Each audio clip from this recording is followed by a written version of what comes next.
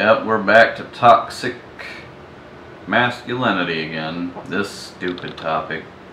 But this is kind of like my be-all, end-all, last time I really want to talk about it type subjects. I'm sure I'll probably bring it up sometime in the future, but for now I pretty much got it all summed up in a quick little statement here. The notion of toxic masculinity is creating a soft male society, even more so than what was already happening. Even more so of the lack of masculinity in general, because as we all know, from school to parenting to any sort of education or any sort of anything, it's feministically, it's feminine inducing.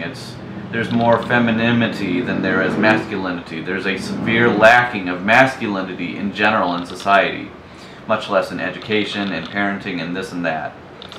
As parents, single mothers are more so than single fathers, and so on and so forth. So with this lacking of masculinity in general, which by the way, there is no such thing as toxic masculinity or even toxic femininity. There are only, and I am going to emphasize on this, there are only toxic people who happen to be of the male gender or female gender. Toxic masculinity is just another made up fad word, just like all these other different shames out there. Slut shaming, fat shaming, word shaming, parenting shaming, blah blah blah blah blah. They're just made up words with an agenda behind them.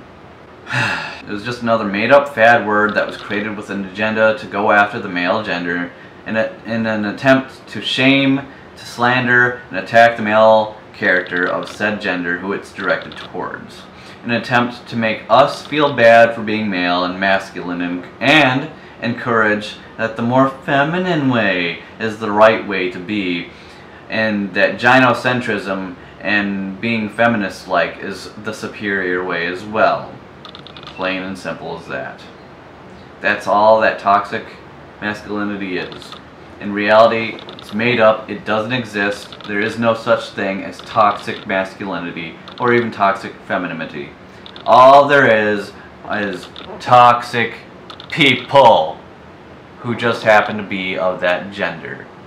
Just because certain males are toxic doesn't mean that their attributes or their characteristics are therefore toxic and therefore there must be toxic masculinity. No, there is no toxic masculinity, just toxic people. The end of story, period. Until next time.